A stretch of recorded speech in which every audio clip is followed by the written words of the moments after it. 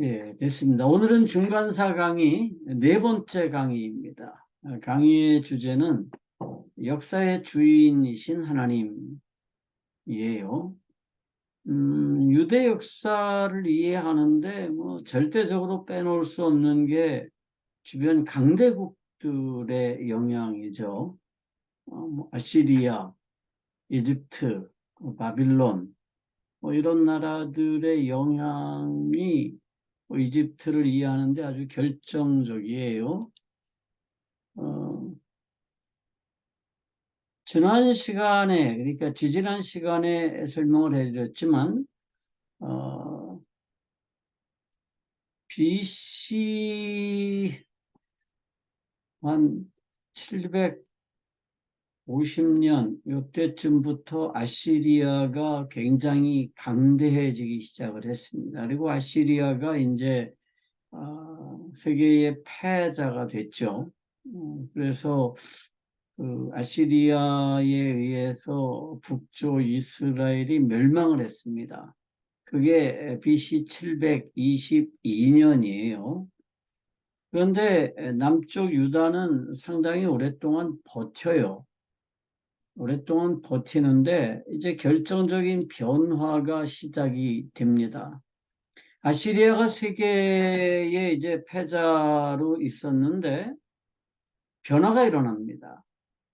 그 아시리아 남쪽에 바벨론이라고 하는 나라가 있었습니다. 그러니까 이 지도를 보시면 아수르가 이렇게 장악을 하고 있고 이 남쪽에 바벨론이라고 하는 지역이 있었습니다. 오른쪽엔 페르시아가 있고요. 그리고 이 북쪽엔 메데가 있었습니다. 이 아시리아의 바벨론의 걸출한 인재가 나타나요. 그 인재가 나보폴리사르라고 하는 왕입니다. 그런데 이 나보폴리사르가 바벨론을 굉장히 강대하게 만들어요. 굉장히 강대하게 만들면서 기원전, 그러니까 BC 626년에 아시리아 제국에 대해서 반란을 일으킵니다. 그때까지 바벨론은 아시리아의 지배 아래 있었어요. 그런데 그 바벨론 그리고 메데 그리고 스구디아 이게 역사서에는 스키티아라고 하는 곳이에요. 그러니까 이란 북부의 사막지대에 있던 사람들인데요. 이 스구디아인들, 그 다음에 메데인들, 바벨론인들이 연합을 해서 이제 반란을 일으킵니다. 반란을 일으키고요. 626년에 반란을 시작해서 609년에 이제 굉장히 중요한 전투가 벌어집니다. 이게 니느웨 전투예요. 니느웨에서 아주 중요한 전투가 벌어지는데 그 니느웨가 지금은 이라크의 모술이라는 곳이에요. 지금도 미군들이 들어가서 굉장히 안정화시키는데 아주 어려움을 겪은 곳이고 미국과 이라크 전쟁 때 미군들이 가장 큰 피해를 본 지역이에요. 거기가 니느웨고요. 그 니느웨는 오랫동안 아수르의 수도였고 또 이영채 선교사님이 선교하러 갔던 곳이죠. 요나가. 이영채 선교사님이 요나 이영채라고 그러던데. 아, 그 니느웨예요. 그 니느웨를 이제 그 반란군들이 어, 공격을 해가지고 609년도에 니느웨가 드디어 함락이 됩니다. 그 내용이 나훔서에 기록이 되어 있어요. 나훔서 1장 1절 한번 볼까요? 나훔 1장 1절입니다. 자, 누가 찾는 대로 좀 읽어주세요. 니느웨에 대한 중한 경고 곧 엘고스 사람 나훔의 묵시의 글이라. 자, 여기 보면 이제 니느웨에 대한 중한 경고다 이렇게 말씀하시면서 그 2장 1절부터 8절 한번 보세요. 2장 1절부터 8절.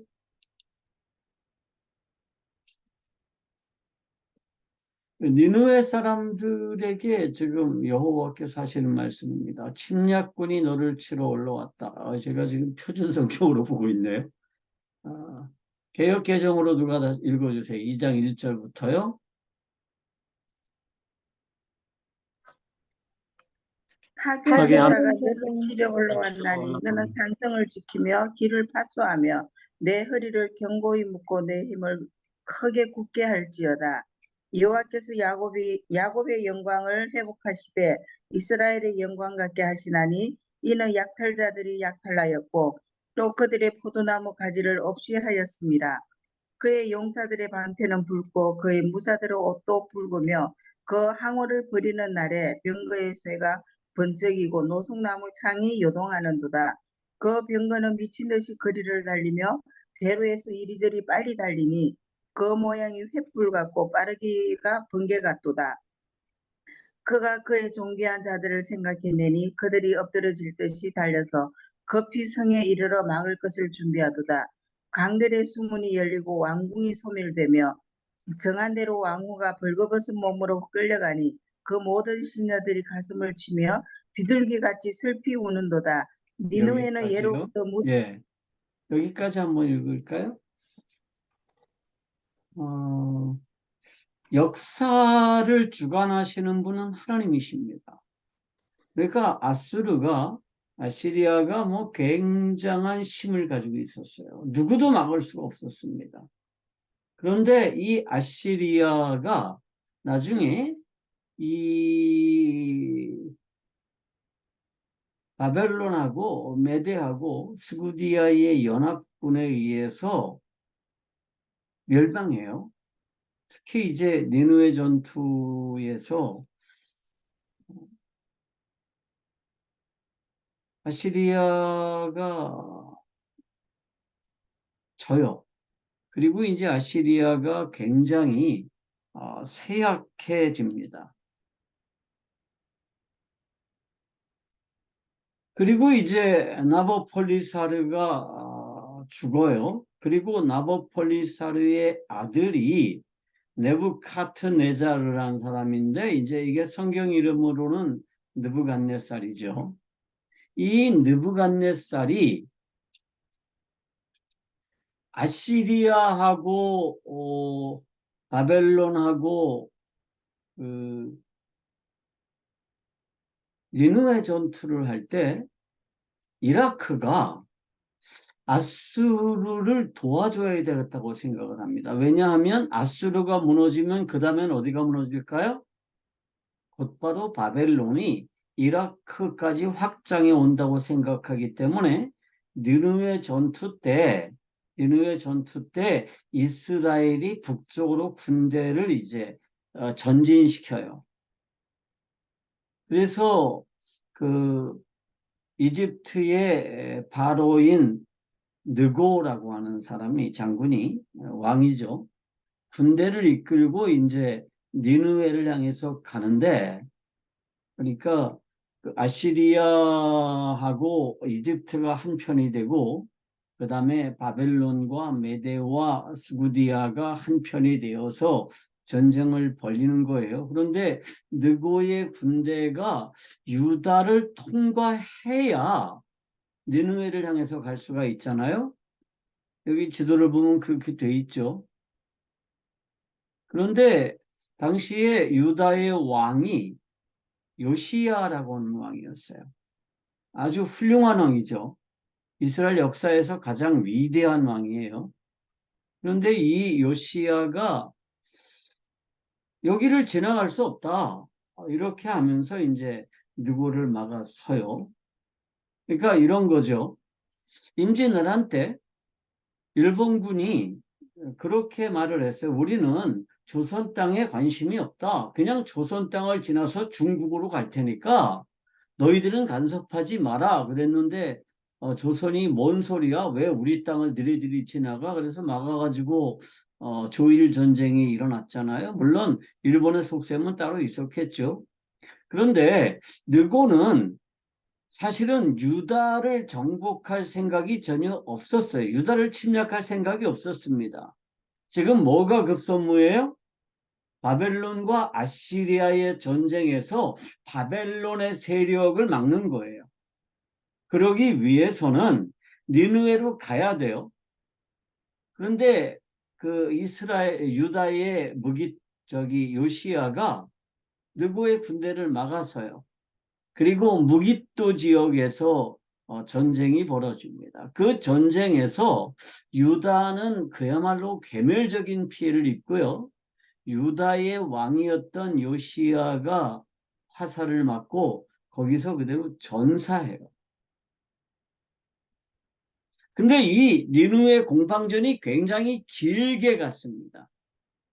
니누의 공방전이 굉장히 길게 가가지고 바로 왕이 올라갔다가 다시 자기 나라로 철수했다가 다시 올라갔다가 그런 일들을 반복해요. 그러는 도중에 나보폴리살 그 바벨론의 첫 번째 왕이 사망하고요. 그 다음에 그 두 번째 왕으로 느부갓네살이 이제 왕위에 오르는데 이 느부갓네살이 굉장한 인물이었어요. 굉장한 인물이었는데 애굽의 군대랑 어디서 붙었냐 하면 이 갈그미스라고 하는 요 지역에서 붙었습니다. 바벨론이 니누웨를 정복하고요. 니누웨에서 이제 서쪽으로 이동을 해가지고 남쪽에서 올라오는 이집트군하고 갈그미스에서 전투를 해가지고 이집트를 완전히 패퇴시킵니다. 그리고 그 여세를 몰아서 느부갓네살이 어디까지 가느냐 하면 이집트까지 가죠. 그런데 그런 과정에서 어떤 일이 벌어졌느냐 하면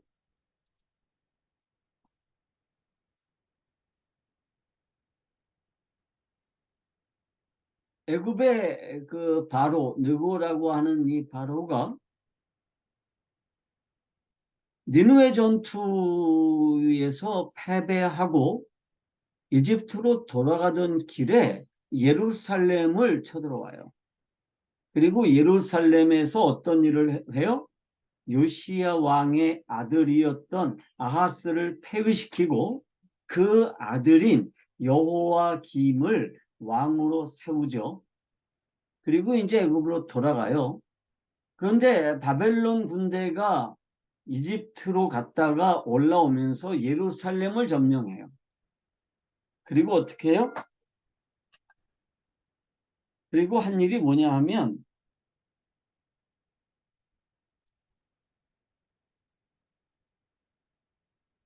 아빠 지금 강의 중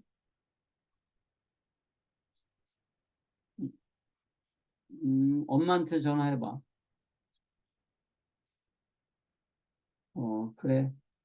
잠깐만요. 여보! 아이고.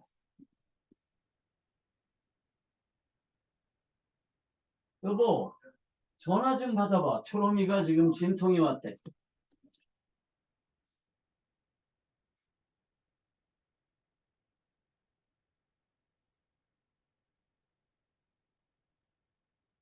그래서 이제 그 느부갓네살하고 유다 사이에 굉장히 복잡한 과정을 겪어서 이제 예루살렘 성이 함락이 됩니다. 그게 이제 BC 586년도의 일이에요. 근데 우리가 여기서 굉장히 중요하게 살펴봐야 될 내용이 있습니다.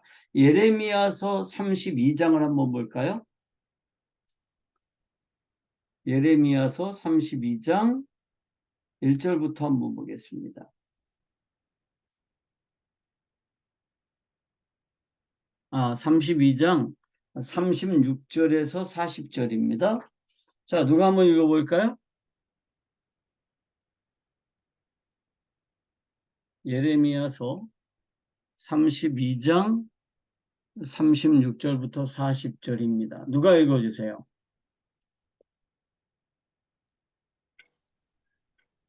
그러나 이스라엘의 하나님 여호와께서 너희가 말하는 바 칼과 기근과 전염병으로 말미암아 바벨론 왕의 손에 넘긴 바 되었다 하는 이 성에 대하여 이와 같이 말씀하시니라. 보라, 내가 노여움과 분함과 그 큰 분노로 그들을 쫓아내었던 모든 지방에서 그들을 모아들여 이곳으로 돌아오게 하여 안전히 살게 할 것이라.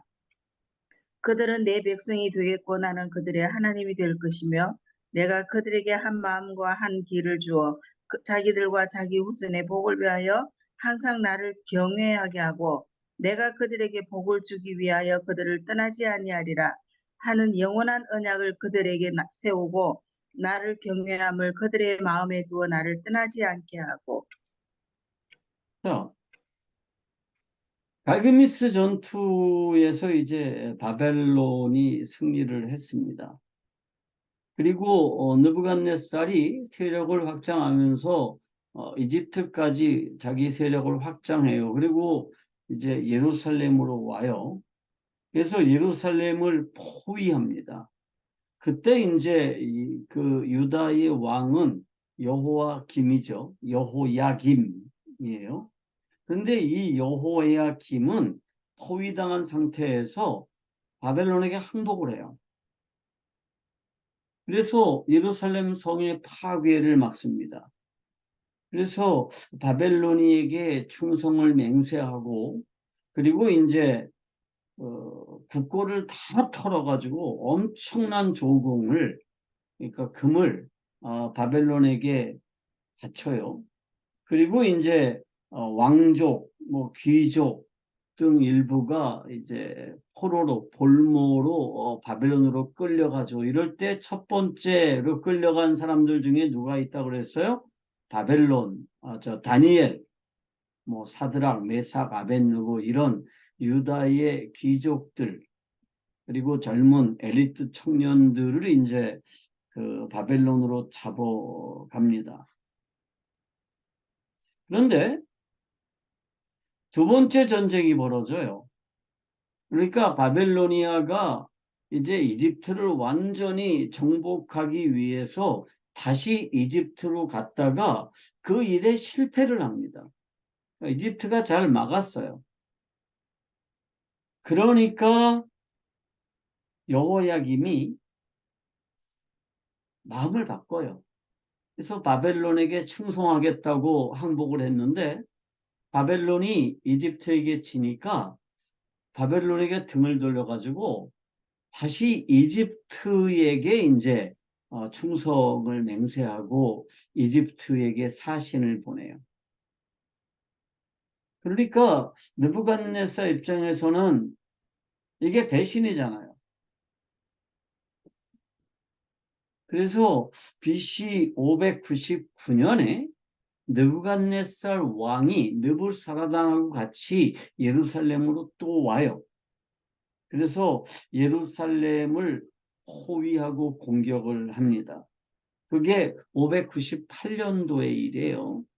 여기서 몇 년도 이거는 그냥 대강 개념만 가지고 계시면 되고요. 그렇게 중요하진 않습니다. 외울 필요 없어요. 시험 안 봐요. 그때 두 번째 그 예루살렘 공략에서 여호야김이 사망해요. 그리고 그 아들 여호야긴이 이제 왕위에 올라요. 전쟁 중에. 그리고 여호야긴이 왕위에 오른 뒤에 3개월 만에 이 예루살렘 성이 함락이 되고 여호야긴은 폐위됩니다. 그러니까 여호야김을 왕위에 앉힌 사람은 바로의 애굽의 바로라 그랬죠. 그래서 느부갓네살이 예루살렘을 함락한 뒤에 이 여호야긴을 포로로 잡아가고 그다음에 그 여호야긴의 삼촌 그러니까 그 요시야 왕의 동생이 이름이 있었는데 그 이름이 뭐냐면 이런 이름을 가진 사람이었어요.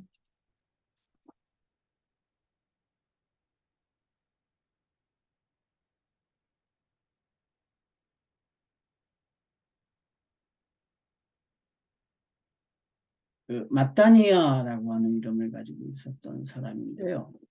이 마따니아의 이름을 바벨론식으로 바꿔서 그 유다의 왕으로 앉혀요. 그 사람이 시드기야입니다.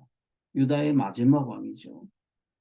이 시드기야가 기원전 597년도에 유다의 왕이 됐습니다. 그때 시드기야의 나이가 21살이라고 그랬어요. 그러니까 597년도에 왕위에 올라서 586년에 유다가 망했으니까 그래도 상당히 오랫동안 왕위를 지켰던 거예요, 시드기야가.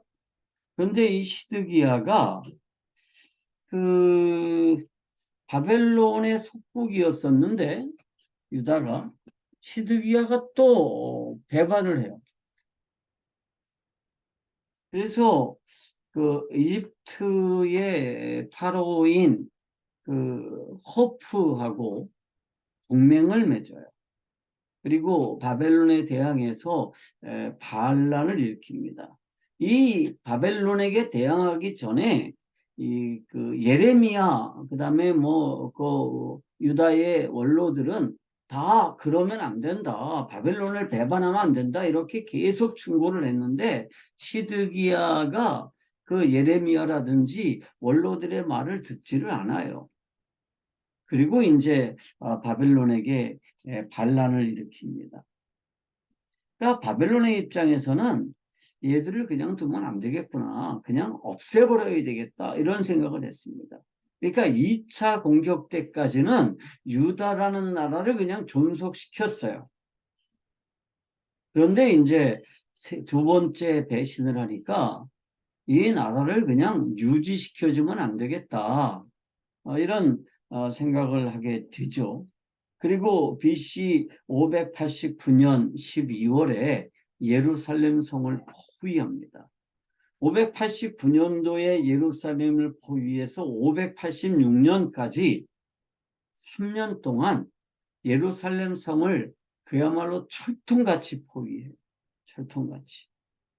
그래서 이 예루살렘 성에 그야말로 뭐 엄청난 그 기근 뭐 이런 것들이 돌아오고 생겨나고 또 사람들이 죽고 그러니까 또 전염병이 막 창궐을 하면서 이 예루살렘 성에 정말 많은 사람이 죽었어요.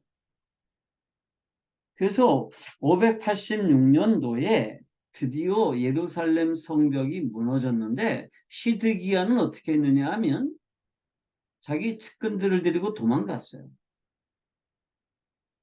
그래서 도망가다가 여리고 평원에서 붙잡혔습니다. 그래서 느부갓네살의 본진이 있던 리블라라고 하는 곳으로 끌려가 가지고 거기에서 어떤 고통을 당하느냐 하면 첫째, 시드기야가 보는 앞에서 시드기의 아들들을 다 죽입니다. 느부갓네살이 얼마나 이게 뭐 견딜 수 없는 거죠. 아버지 앞에서 아들들을 다 죽였어요. 그 죽이는 모습을 다 보게 한 뒤에 어떻게 해요? 시드기야의 눈을 뽑아요. 살아있는 채로 눈을 뽑았어요. 그리고 온 몸을 쇠사슬로 결박을 해가지고 바벨론으로 끌고 가가지고 감옥에 가둬요. 그래서 시드기야는 그 이후에 다시는 햇빛을 못 봐요. 그 감옥에서 죽습니다.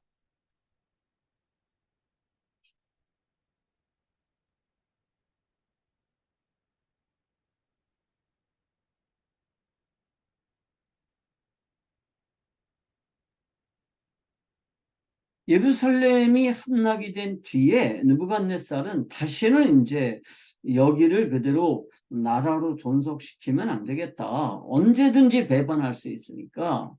그래서 이제 더 이상 그 유대 나라를 존속시키지 않았습니다.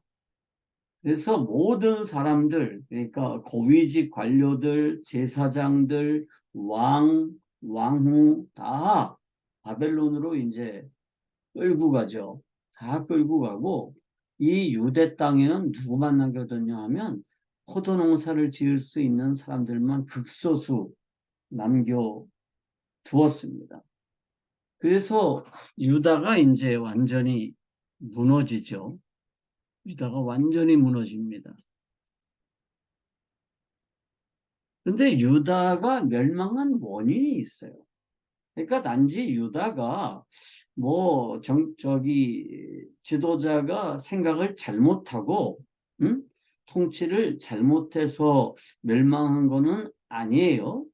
성경은 이렇게 말합니다. 유다가 왜 멸망했느냐? 예레미야서 15장 1절부터 4절을 한번 볼까요?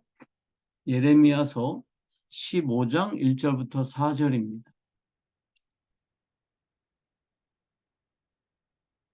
자, 누가 한번 읽으세요?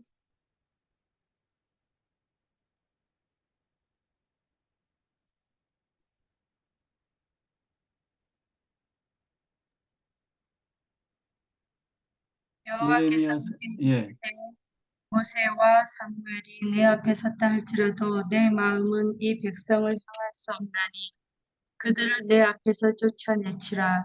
그들이 만일 내게 말하기를 우리가 어디로 나아가려 하거든 너는 그들에게 이르기를 여호와의 말씀에 사망할 자는 사망으로 나아가고 칼을 받을 자는 칼로 나아가고 기근을 당할 자는 기근으로 나아가고 포로될 자들은 포로됨으로 나아갈지니라 하셨다 하라. 나 여호와가 말하노라. 내가 그들을 네 가지로 벌하리니 곧 죽이는 칼과 찢는 개와 삼켜 멸하는 공중의 새와 땅의 짐승으로 할 것이며 유다 왕 히스기야의 아들 므낫세가 예루살렘에 행한 바를 인하여 내가 그들을 세계 열방 중에 흩으리라. 자, 여기 보면 유다가 왜 멸망하느냐 하면 므낫세가 지은 죄 때문입니다. 그러니까 므낫세라고 하는 왕이 여호와 하나님께 지은 죄 때문에 유다를 멸망시키시겠다는 거예요. 그런데 므낫세가 누구죠? 히스기야의 아들입니다.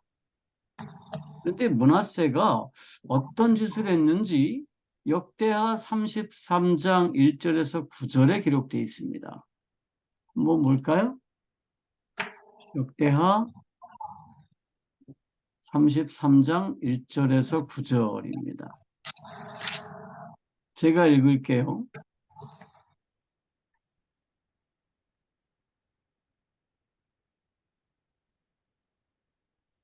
므낫세가 왕위에 오를 때 나이가 12세라 예루살렘에서 55년 동안 다스리며 여호와 보시기에 악을 행하여 여호와께서 이스라엘 자손 앞에서 쫓아내신 이방 사람들의 가증한 일을 본받아 그의 아버지 히스기야가 헐어버린 산당을 다시 세우며 바알들을 위하여 제단을 쌓으며 아세라 목상을 만들고 하늘의 모든 일월 성신을 위하여 여호와께서 잠깐만요. 예.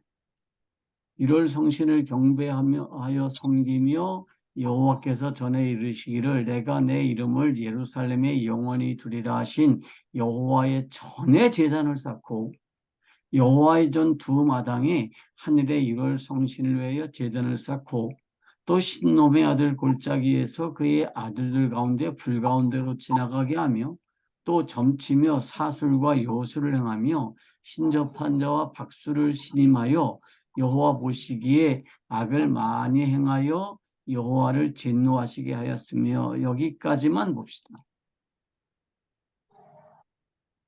그러니까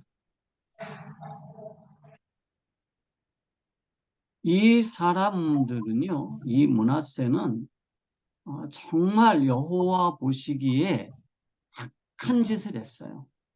여호와 보시기에 아주 악한 짓을 했습니다.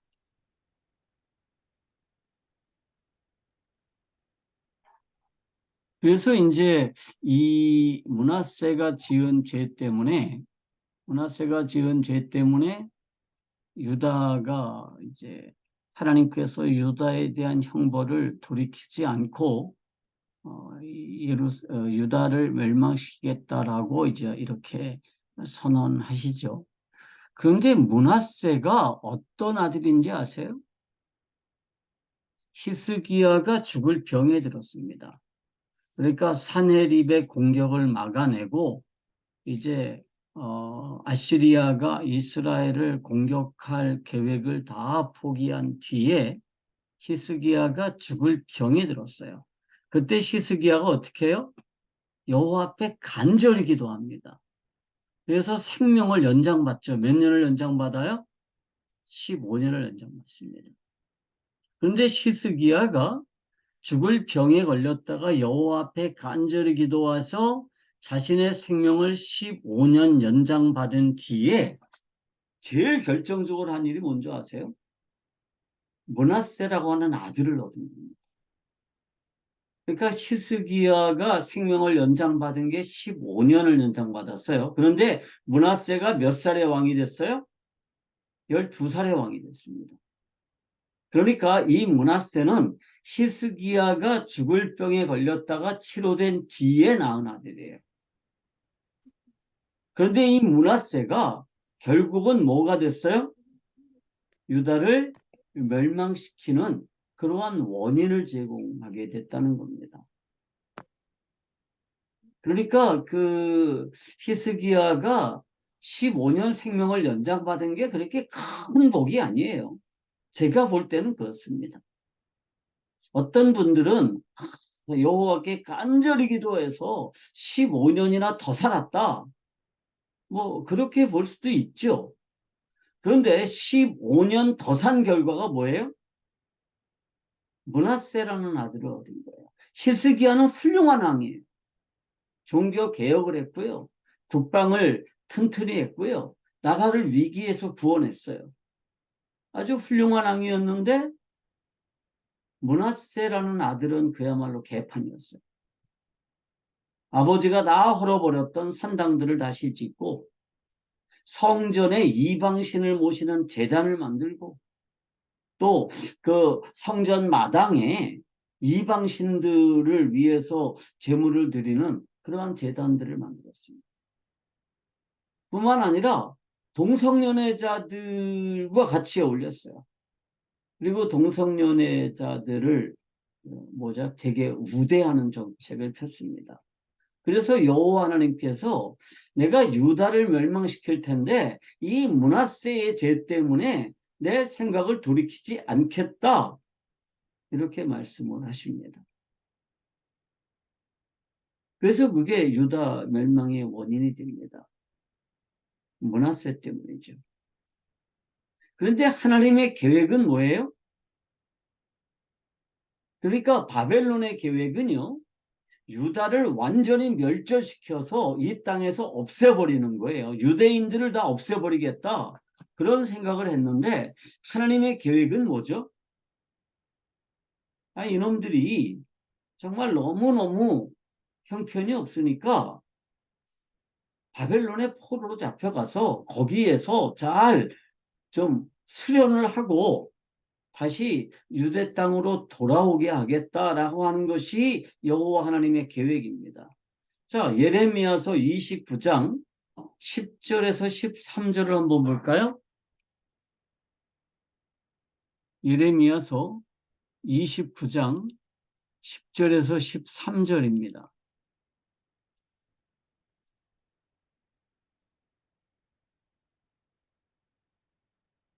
여호와께서 이같이 말씀하시니라. 바벨론에서 70년이 차면 내가 너희를 돌보고 나의 선한 말을 너희에게 성취하여 너희를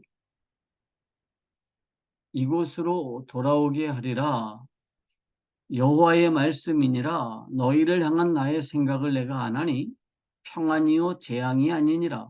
너희에게 미래와 희망을 주는 것이니라. 너희가 내게 부르짖으며 내게 와서 기도하면 내가 너희들의 기도를 들을 것이요 너희가 온 마음으로 나를 구하면 나를 찾을 것이요 나를 만나리라. 이것은 여호와의 말씀이니라. 나는 너희들을 만날 것이며 너희를 포로된 중에서 다시 돌아오게 하되 내가 쫓아보내었던 나라들과 모든 곳에서 모아 사로잡혀 떠났던 그곳으로 돌아오게 하리라. 이것이 여호와의 말씀이니라. 바벨론의 생각은, 느부갓네살 생각은 유다를 완전히 멸절시키는 거예요. 그 유대인들을 이 땅에서 없애버리는 거예요. 그런데 여호와의 계획은 뭐예요? 그들을 바벨론의 포로로 잡혀가게 해서 존속시키겠다는 것입니다. 그리고 70년이 지나면 다시 그들을 예루살렘 땅으로 돌아오게 하겠다는 거예요. 그러면서 이렇게 말하죠. 너희가 내게 부르짖으며 내게 와서 기도하면 내가 너희들의 기도를 들을 거다. 너희가 온 마음으로 나를 구하면 나를 찾을 것이고 나를 만날 것이다. 이거 우리나라 사람들이 제일 좋아하는 구절이에요. 여호와 하나님께서 하신 약속입니다. 여호와 하나님의 계획이 또 다른 그 구절에도 나와 있습니다. 예레미야서 29장 5절에서 7절입니다. 누가 한번 읽어볼까요? 예레미야서 29장 5절에서 7절입니다. 누가 읽으세요? 너희는 집을 짓고 거기에 살며 텃밭을 만들고 그 열매를 먹어라. 아내를 맞이하여 자녀를 낳으며 너희 아들이 아내를 맞이하여 너희 딸이 남편을 맞아 그들로 자녀를 낳게 하여 너희가 거기에서 번성하고 줄어들지 아니하게 하라. 너희는 내가 사로잡혀 가게 한 그 성읍 평안을 구하고 그를 위하여 여호와께 기도하라. 이는 그 성읍이 평안함으로 너희도 평안할 것임이라. 아멘. 만군의 여기까지요.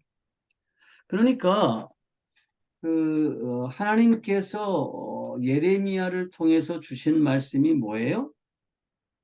포로로 잡혀가라는 거예요.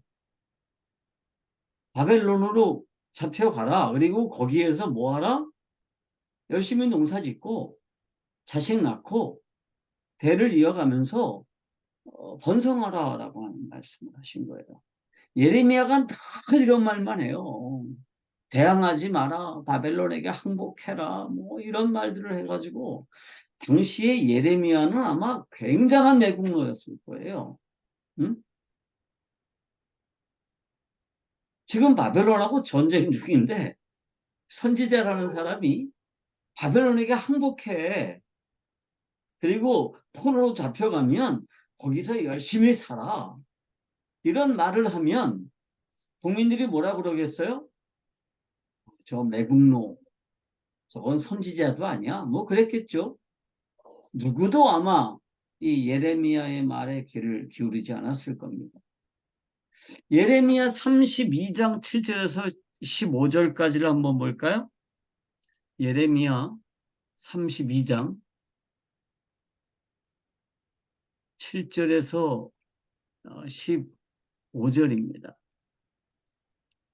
제가 읽습니다. 보라, 내 숙부 살룸의 아들 하나멜이 내게 와서 말하기를 너는 아나돗에 있는 내 밭을 사라.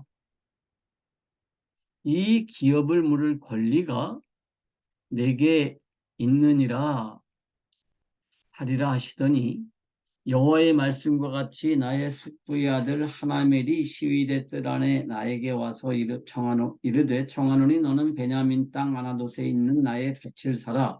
기업의 상속권이 내게 있고 물을 권리가 내게 있으니 너를 위하여 사라 하는지라. 내가 이것이 여호와의 말씀인 줄 알았으므로 내 숙부의 아들 하나멜이 아나돗에 있는 밭을 사는데 은 70세겔을 달아주되 정서를 써서 봉인하고 정인을 세우고 은을 저울에 달아주고 법과 규례대로 봉인하고 봉인하지 아니한 매매 증서를 가지고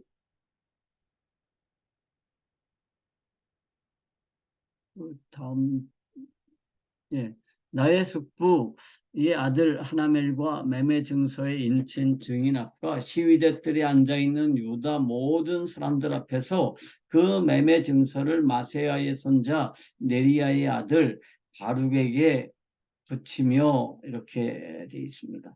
그러니까 지금요 예레미야가 계속해서 뭐라고 그래요?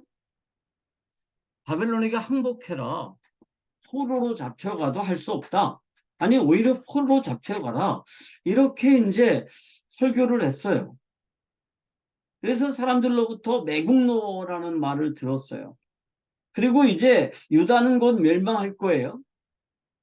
예레미야의 예언대로 하면. 그런데 여호와께서 예레미야에게 말해요. 뭐라 그래요? 야, 네 숙부 하나멜, 네 숙부의 밭을 네가 사. 그러잖아요. 그래서 그 숙부의 아들 그 하나멜이 아나돗에 가지고 있는 밭을 은 73개를 주고 사요. 이거 굉장히 모순적인 거죠. 나라가 망할 테니까, 어? 나라가 망하면 땅이 무슨 소용이 있어요? 포로로 다 잡혀갈 텐데. 그런데 밭을 사라 그래요. 근데 예레미야가 이게 여호와의 말씀이라고 생각을 했습니다. 그래서 어떻게 했느냐 하면 73개를 주고 밭을 샀습니다. 이 73개이요 싼 돈이 아니에요. 그러니까 사마리아라고 하는 이 도시를 세울 때요 아합이 이 사마리아 땅 전체를 200세겔을 주고 샀거든요. 그러니까 70세겔이 적은 돈이 아니에요. 큰 돈입니다. 그리고 이제 그냥 형식적으로 곧 망할 거니까 그래 숙부 땅 내가 그냥 도와주지 뭐 그런 셈으로 산 게 아니라 정식으로 매매 계약을 체결해요. 왜 그랬을까요? 예레미야는 70년 후에 여호와께서 어떻게 할 거라는 사실을 믿었어요. 이 땅으로 돌아오게 할 것이라는 사실을 믿었어요. 물론 예레미야는 70년 후에 그 땅에 남아있지 않겠죠. 조상들에게로 돌아갔을 겁니다. 그런데 여호와의 말씀을 따라서 그 땅을 사요. 그런데 성경을 보면 이렇게 되어 있습니다. 계속해서 좀 읽어볼까요?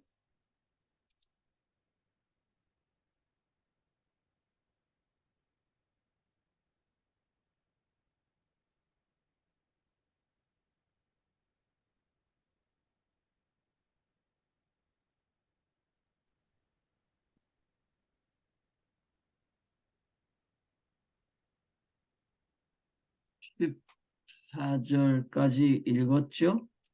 그리고 32장 37절에서 39절까지를 보겠습니다. 37절에서 39절입니다. 보라, 내가 노여움과 분함과 큰 분노로 그들을 쫓아보내었던 모든 지방에서 그들을 모아들여 이곳으로 돌아오게 하여 안전히 살게 할 것이라. 그들은 내 백성이 되겠고 나는 그들의 하나님이 될 것이며 내가 그들에게 한 마음과 한 길을 주어 자기들과 자기 후손의 복을 위하여 항상 나를 경외하게 하고 내가 그들에게 복을 주기 위하여 그들을 떠나지 아니하리라 하는 영원한 언약을 그들에게 세우고 나를 경외함을 그들의 마음에 두어 나를 떠나지 않게 하고 내가 기쁨으로 그들에게 복을 주되 분명히 나의 마음과 정성을 당하여 그 땅에 심으리라. 44절 베냐민 땅과 예루살렘 사방과 유대 성읍들과 산지의 성읍들과 저지대의 성읍들과 네겝의 성읍들에 있는 밭을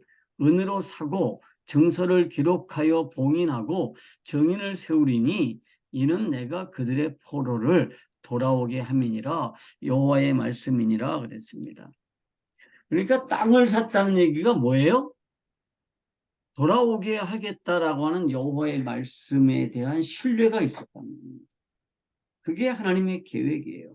그러니까 하나님은 유다 족속들의 범죄로 인해서 더 이상 그들이 그와 같은 죄를 짓지 못하도록 바벨론의 포로로 보내시는데, 그 바벨론의 포로 생활 동안에 뭐를 하느냐 하면 그들을 정말 정화시켜서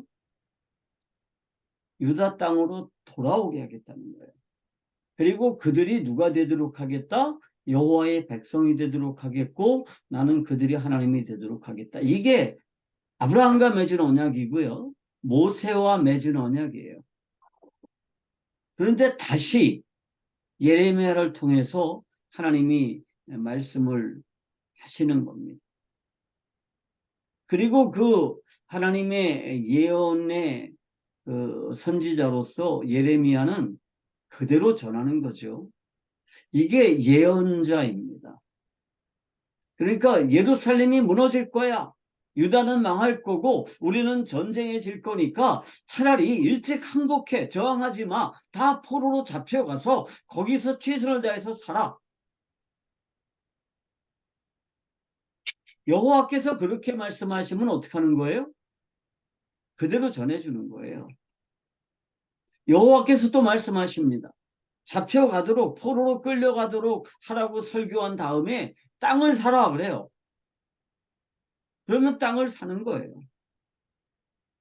이게 예언자입니다. 예언이라고 하는 거는 무슨 뜻이냐 하면 앞날을 점친다라는 뜻이 아니라고 그랬죠. 이 예언이라고 하는 건 무슨 뜻이냐 하면 말씀을 맡았다라는 뜻입니다.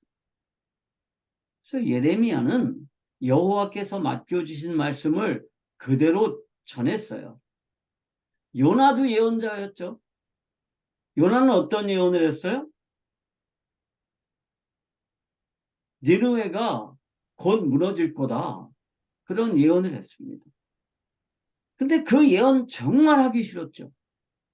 근데 여호와께서 맡겨주신 말씀이기 때문에 가서 했어요. 오늘날 그 예언을 앞날을 점치는 거다라고 오해하시는 분들이 참 많은데 성경에서는 앞날을 점치는 사람은 어떻게 하라고 그래요? 돌로 쳐 죽이라고. 예레미야가 이제 이런 예언을 했고요. 그 예언대로 예루살렘은 멸망하죠. 근데 신바벨론이 그렇게 그 엄청난 제국이었는데 그렇게 길게 가지를 못해요. 길게 가지를 못하고요. BC 612년부터 539년까지 한 73년 정도 정석합니다. 그래서 중요한 왕들이 몇 있죠. 1대 왕이 나보플라살이고 2대 왕이 느부갓네살, 그 다음에 세 번째가 에월무로닥이에요. 에월무로닥이 바벨론으로 끌고 갔던 여호와의 긴 이 왕을 어떻게 했어요? 풀어주고요. 굉장히 우대를 했던 왕이에요. 그리고 이 느부갓네살 때부터 유대인들에 대한 굉장한 호의를 베풀었어요. 그래서 에월무로닥 다음에 네르글리살, 나보니두스가 있고요. 이 나보니두스 시대에 메데하고 페르시아가 굉장히 강성해집니다. 그래서 나보니두스가 메데하고 페르시아와 계속 전쟁을 해가지고 전쟁터에 나가 있었습니다. 그래서 이 나보니두스의 아들이 벨사살이라는 사람이었는데 이 사람을 공동왕으로 세워요. 그리고 나보니두스가 오피스라고 하는 지역에서 이 페르시아 군대에 져요. 그래서 멀리 도망치고요. 벨사살이 바벨론의 수산성을 맡아서 방비하고 있었는데 메데와 페르시아 군대가 이 바벨론 수산성을 포위했습니다. 근데 오랫동안 버텨요. 그런데 이 벨사살이 되게 불안하잖아요. 그리고 그 성 안에 갇혀 있는 사람들도 굉장히 불안할 거 아니에요. 그리고 그 바벨론의 모든 귀족들이 다 어디로 와 있었느냐 하면 수산성으로 피난을 와 있었습니다. 수산성이 견고하니까. 그래서 왕이 날마다 뭐 했을까요? 우리는 안전해. 우리는 절대로 안 질 거야. 그래서 자기 스스로를 위안하고 또 귀족층들을 안심시키기 위해서 뭐 했을까요? 맨날 파티를 벌였습니다. 매일 저녁에 화려한 잔치를 벌였죠. 그리고 마지막엔 어떤 짓까지 저지르냐 하면 그 바벨론의 느부갓네살이 예루살렘 성을 함락할 때 가지고 온 성전의 모든 기물들, 무슨 금잔, 뭐 젖대 이런 거를 다 꺼내다가 잔치하는 데 썼어요.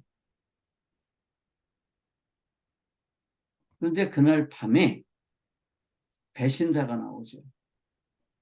그래서 수산성이 함락됩니다. 그리고 벨사살은 거기서 죽어요. 그런데 유대인들은 이때 굉장히 중요한 역할들을 해요.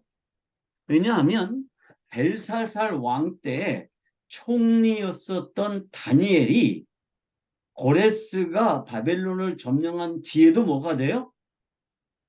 여전히 총리가 됩니다.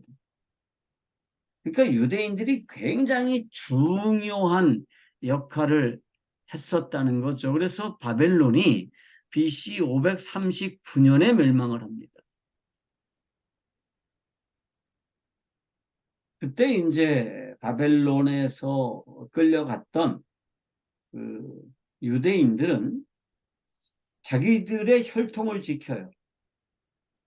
바벨론의 정책이 그랬죠. 그래서 혼혈이 안 되고 자신들의 정책을 그 혈통을 지키고요. 그리고 이제 바벨론의 통치에 아주 잘 순종하고요. 그리고 거기에서 굉장한 농장주들이 되고 거부들이 돼요. 상업을 장악합니다. 유대인들의 특징이죠. 그래서 제가 동남아시아를 가보면 동남아시아의 모든 상권을 누가 장악하고 있어요? 화교들이 장악하고 있더라고요. 한국에서만 화교들이 힘을 못 썼어요. 근데 태국, 무슨 베트남, 캄보디아, 미얀마, 뭐 라오스 가보면 전부 화교들이 거의 모든 상권을 장악하고 있는데 당시에 바벨론의 상권은 누가 장악했느냐 하면 이 유대인들이 장악했습니다. 그러면서 유대인들은 어떤 예언을 믿었느냐 하면 70년이 지나면 예루살렘으로 돌아간다라고 하는 사실을 일부 분들은 알고 있었어요. 예레미야의 가르침을 받은 사람들은 알았겠죠. 그리고 예레미야의 예언대로 아주 월등한 인간들이 돼서 돌아옵니다. 정말 마음속에 뭐를 가지고 있어요? 여호와를 향한 불타는 듯한 신앙, 불타는 듯한 열정을 가지고 예루살렘으로 돌아오죠. 여러분 한번 생각해 보세요. 지금 바벨론에서 성공했어요. 농장주들이 됐고 대상들이 돼가지고 돈을 많이 벌었어요. 거기서 얼마든지 편안하게 살 수 있어요. 그리고 바벨론은 누구를 우대하는 정책을 펴요? 이 유대인들을 우대하는 정책을 피고 그 정책은 페르시아가 패권국이 된 뒤에도 여전했어요. 그리고 페르시아의 최상층부를 장악하고 있던 사람들이 누구냐면 유대인들입니다. 근데 유대인들이 예루살렘으로 돌아오는 거예요. 몇 명이 돌아왔느냐? 약 4만 명이 돌아왔습니다. 그러니까 이게 쉬운 일이 아니에요. 근데 그게 어떻게 가능했느냐 하면 유대인들이 이 바벨론의 포로로 잡혀가면서 어떤 종교를 만들었다고 그랬어요? 유대교를 만들었습니다. 성전 중심이 아니라 회당 중심의 유대교를 만들었는데 이제 다시 그들이 고향으로 돌아가서 여호와께서 아브라함 우리 조상과 맺은 언약을 이행을 하고 거기에 하나님의 나라를 세우겠다라고 하는 그러한 종교적인 열정이 대단했어요. 그래서 3차에 걸쳐서 이제 돌아오죠. 그래서 바벨론 제국하고 그 페르시아 제국에서 무시할 수 없는 그러한 민족이 되죠. 다니엘, 무슨 에스라, 에스더, 느헤미야. 그 에스더는 페르시아의 왕비였어요. 아닥사스다 왕의 왕비였었죠. 그리고 이 왕비가 굉장히 실권을 가진 왕비였었던 것 같아요. 그리고 또 한 가지는 이제 그 바벨로니아 사본을 보존하는 역할을 했습니다. 그래서 열심히 성경 필사를 했고요. 이 사본들을 보존하는 역할을 했습니다. 그래서 성경에 원본은 없죠. 예레미야서의 원본, 뭐 이사야서의 원본, 창세기의 원본 이런 건 없어요. 다 사본들이 남아 있는 거죠. 그런데 이 사본들을 제가 첫 시간에 얘기했죠. 크게 세 가지 종류의 사본이 있다고 그랬습니다. 하나는 바벨론 사본이에요. 이 바벨론 사본은 바벨론의 포로로 끌려갔던 사람들이 복사한 거죠. 베낀 거예요. 필사로 베껴놓은 거고요. 또 이제 그 마소라 사본은 에세네파가 사해 동굴에 들어가서 공동체를 이루고 살았을 때 자기들이 성경을 필사한 거예요. 그게 이제 마소라 사본이고요. 그 다음에 그 예루살렘의 스룹바벨 성전이 완공됐을 때 사마리아 사람인 산발랏, 도비야 뭐 이런 사람이 있을 때 도비야라는 사람이 성전 안에 자기 집무실을 가지고 있었는데 느헤미야가 내쫓아요. 그래서 이 도비야가 사마리아로 도망을 치면서 사마리아 가서 뭐를 했냐면 사마리아 성전을 세우고 그리고 성경 필사본을 만들었습니다. 이거는 모세 오경만 존재해요. 우리가 그것을 사마리아 오경이라고 그래요. 그런데 70인령을 만들 때는 이 바벨론 사본을 가지고 이거를 이제 헬라어로 번역을 했거든요. 그런데 이 번역 작업이라는 게 굉장히 어려운 작업입니다. 그러니까 그냥 그리스 사람이 헬라어를 잘하는 사람이 번역할 수 있는 게 아니죠. 뭐를 할 줄 알아야 돼요? 시브리어를 할 줄 알아야 됩니다. 그런데 당시에 이미 시브리어는요, 하는 사람들이 없었어요. 사람들은 이미 다 뭐를 썼어요? 아람어를 썼습니다. 그래서 시브리어를 몰라요. 그래서 시브리어는 문서로만 존재하는데 이 바벨론에 끌려갔던 랍비들이 계속해서 뭐를 했냐면 시브리어를 전수시켜줬습니다.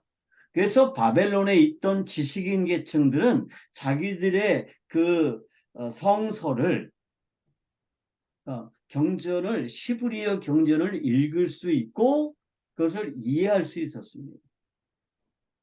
그래서 이 사람들이 예루살렘으로 돌아왔어요. 그리고 페르시아가 멸망한 뒤에 이집트 프톨레미 왕조에서 뭐를 했냐면 70인역을 번역하는 일을 할 수가 있었습니다. 만약에 바벨론 포로들이 자기들의 종교와 문화와 혈통을 보존하지 못했으면 70인역이라는 것은 존재할 수 없었고요. 70인역이 없었으면 뭐가 존재하지 않느냐면 유대교가 존재할 수 없었고 오늘날의 그리스도교가 존재할 수 없었습니다. 왜냐하면 이 70인역이라고 하는 게 시브리의 뛰어난 학자 70명이 성경을 번역했다고 그러는데 시브리의 역사를 잘 알지 못하면 시브리의 문화를 이해하지 못하고 단지 언어만 알면 어떻게 될까요? 번역이 제대로 안 되는 거예요. 그래서 요즘 제가 이제 이 한글로 돼 있는 PPT를 영어로 번역하는 작업을 하거든요. 이제 영어 강의도 하니까. 근데 제가 영어 실력이 형편없어요. 근데 영어 강의가 가능해요. 왜냐하면 파파고 때문에. 그래서 파파고에 우리 한글로 간단한 문장을 치면 이게 영어로 번역이 되는데 어떤 때는 이 번역이 정말 어색해요. 그래서 영어를 잘하는 그 선교사님한테 보내서 이 번역이 좀 어때? 이렇게 물어봐요. 원래 그 한국어 문장하고 영어 문장을 같이 보내서 그래서 몇 가지로 번역을 해주면 이제 그 중에 제가 하나를 골라서 번역을 하거든요. 왜냐하면 이 AI는 한국의 문화를 잘 모르잖아요. 그래서 이제 그런 문제가 생기는 거죠. 근데 그 70인역은 아주 완벽한 번역입니다. 근데 이게 어떻게 가능했느냐 하면 유대 민족들이 바벨론의 포로로 잡혀갔었기 때문입니다. 만약에 포로로 안 잡혀갔었으면 유대인들은요, 자기들의 성경을 헬라어로 번역할 생각을 안 했을 거예요. 할 필요가 없죠. 근데 포로로 잡혀가면서 뭐가 이루어졌느냐? 종교적인 열정이 새롭게 이제 불타 올라왔다는 거죠. 그런데 당시에 사람들이 다 바벨론으로 잡혀가는데 바벨론으로 안 잡혀간 사람들이 있다고 그랬죠. 하층민들. 그리고 그 하층민들을 이제 통제를 하기 위해서 그달랴라는 총독을 하나 임명합니다. 이 그달랴는 유대인이에요. 그래서 사반의 손자이고 아이감의 아들인데 아이감이 예레미야를 보호해준 인물이에요. 유다의 아주 귀족입니다. 그래서 이 그달랴라고 하는 유다 귀족을 이제 총독으로 임명하고 그달랴의 경우를 담당하고 있었던 바벨론 군대를 조금 같이 남겨놨어요. 그런데 그 유다의 귀족 집안인데 그 예루살렘이 함락될 때 모압으로 도망쳤던 사람이 있습니다. 그 사람이 누구냐면 이스마엘이에요. 이스마엘이 돌아와요.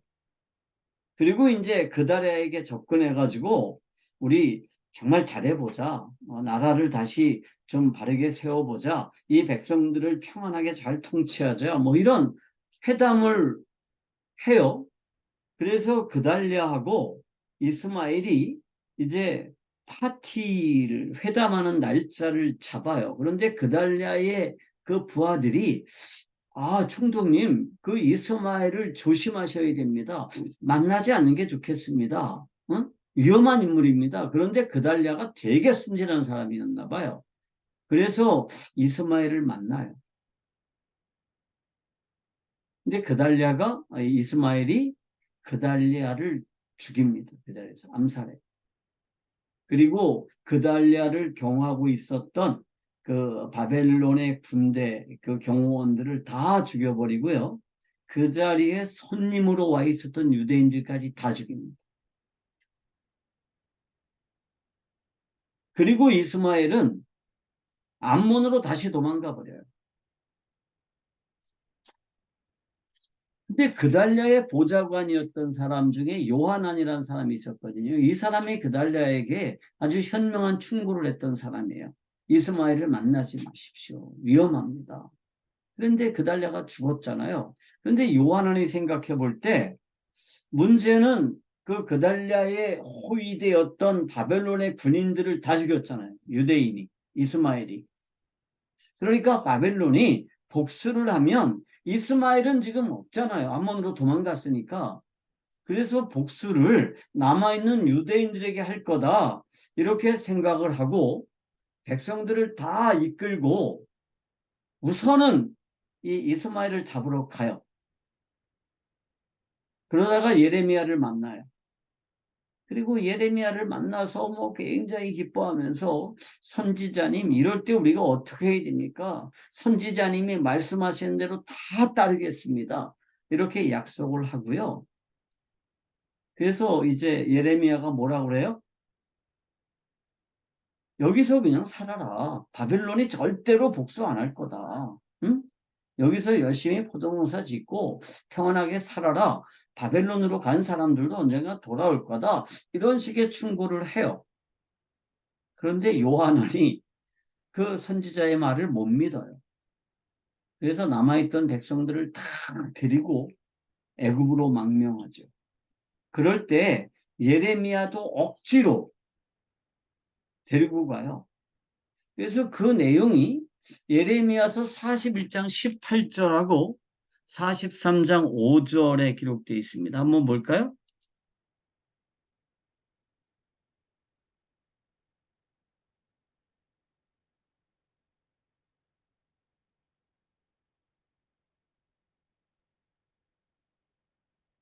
자, 제가 읽습니다.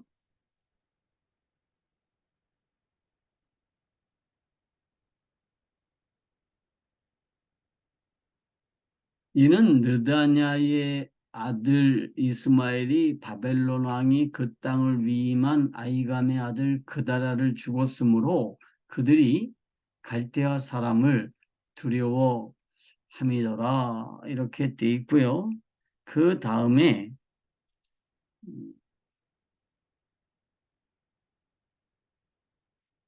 그 다음에 43장으로 가서 5절부터 7절까지 한번 볼까요?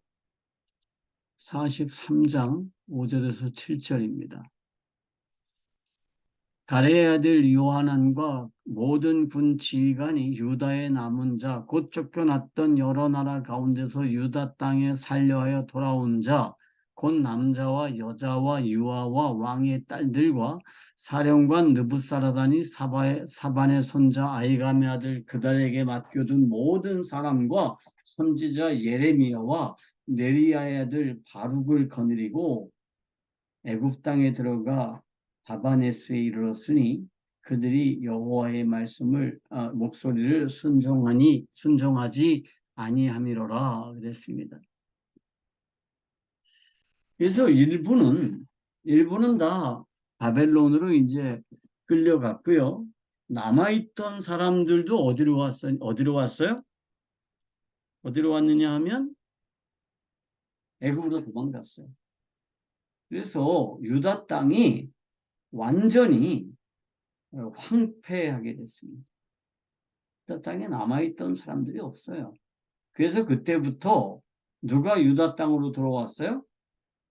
암몬 사람, 사마리아 사람, 이런 이방인들이 유다 땅으로 들어와서 유다 땅을 차지하고 살았습니다. 70년 동안. 그리고 예레미야의 예언대로 이 사람들은 애굽에서 300년 동안 노예처럼 살아요. 노예가 되죠. 그게 예레미야서 42장 16절에서 27절에 기록되어 있습니다. 한번 볼까요? 예레미야서 42장 16절에서 27절입니다. 너희가 두려워하는 칼이 15절부터 볼까요? 너희 유다의 남은 자여 이제 여호와의 말씀을 들으라. 만군의 여호와 이스라엘 하나님께서 이와 같이 말씀하시되 너희가 만일 애굽에 들어가서 거기에 살기로 고집하면 너희가 두려워하는 칼이 애굽 땅으로 따라가서 너에게 미칠 것이요 너희가 두려워하는 기근이 애굽으로 급히 따라가서 너에게 임하리니 너희가 거기에서 죽을 것이라. 무릇 애굽에 들어가서 거기에 머물러 살기로 고집하는 모든 사람은 이와 같이 되리니 곧 칼과 기근과 전염병에 죽을 것인즉 내가 그들에게 내리는 재난을 벗어나서 남을 자가 없으리라. 만군의 여호와 이스라엘의 하나님께서 이와 같이 말씀하시되 나의 노여움과 분을 예루살렘의 주민에게 부은 것 같이 너희가 애굽에 이를 때에 나의 분을 너에게 부으리니 너희가 가증함과 놀램과 저주와 치욕거리가 될 것이라. 너희가 다시는 이 땅을 보지 못하리라 하시더라. 유다의 남은 자들아 여호와께서 너희에게 하신 말씀에 너희는 애굽으로 가지 말라고 하셨고 나도 오늘날 너희에게 경고한 것을 너희는 분명히 알라. 너희가 나를 너희 하나님 여호와께 보내며 이르시기를 우리를 위하여 우리 하나님 여호와께 기도하고 우리 하나님 여호와께서 말씀하신 대로 우리에게 전하라. 우리가 그대로 행하리라 하여 너희 마음을 속였느니라. 너희 하나님께서 나를 보내서 너에게 명하신 말씀을 내가 오늘날 너에게 전하였어도 너희가 너희 하나님 여호와의 목소리를 도무지 순종하지 아니하였은즉 너희가 가서 머물려고 하는 곳에서 칼과 기근과 전염병에 죽을 줄 분명히 알지니라. 그러니까 이 사람들이 예레미야에게 부탁을 하죠. 뭐라고 부탁을 해요? 하나님께 기도해 주십시오. 그리고 물어봐 주세요. 우리가 어떻게 해야 되는지. 기도 부탁을 했어요. 그래서 예레미야가 하나님께 기도하고 말씀을 받았습니다. 그런데 이스라엘 백성들은 예레미야의 말을 안 들어요. 그러니까 예레미야가 선지자라는 사실을 알고 우리를 위해서 기도해 주십시오. 그래서 예레미야가 기도하고 말씀을 전했는데 말씀을 무시해요. 그리고 뭐라 그러냐면 예레미야에게 오히려 대들죠. 너 이 매국노, 너 우리를 바벨론의 포로로 끌고 가려고 그러지. 우리를 다 죽이려고 그러지. 그러면서 오히려 예레미야를 체포해요. 그리고 예레미야를 데리고 애굽으로 갑니다. 이런 경우 많죠. 우리가 목사님이 설교하면 아멘은 잘하는데 아멘한 대로 잘 안 살죠. 어? 아멘은 다 잘해요. 메시지가 선포되면, 말씀이 선포되면 아멘은 잘 하는데 그 말씀대로 살지는 않습니다. 그러면 그게 아멘이 아닌 거죠. 이스라엘 사람들이 그랬습니다. 그리고 바벨론이 아까도 얘기했지만 약 한 73년 정도 이제 존속하다가요. 페르시아가 부상하기 시작을 합니다. 페르시아에 뛰어난 장군이 나타나요. 그 장군의 이름이 고레스입니다. 그러니까 역사에서는 키루스 1세라고 하는 사람인데요. 이 고레스가 바벨론에게 이제 반란을 일으킵니다. 페르시아는 바벨론의 영향을 받고 있었거든요. 근데 페르시아가 이제 바벨론으로 독립을 하고 그 페르시아 북쪽에 있는 그러니까 바벨론 북쪽, 페르시아 북서쪽에 있는 북동쪽에 있는 메디아라는 나라하고 연합군을 형성합니다. 원래 이 두 나라는 서로 적대관계였어요. 그래서 메디아가 원래 페르시아보다도 강국이었습니다. 나라도 크고 인구도 많고 힘이 셌어요. 군대도 세고. 그런데 키루스에 의해서 메디아가 점령당해요. 메디아가 집니다. 그런데 이 키루스가요, 이 고레스가 굉장히 현명한 사람이라서 메디아를 없애질 않아요. 그리고 메디아 왕국으로 그대로 존속시키고 메디아하고 페르시아하고 뭐를 맺느냐 하면 사돈 관계를 맺습니다. 그래서 이 고레스가 메디아의 왕인 다리오 왕의 사위가 돼요.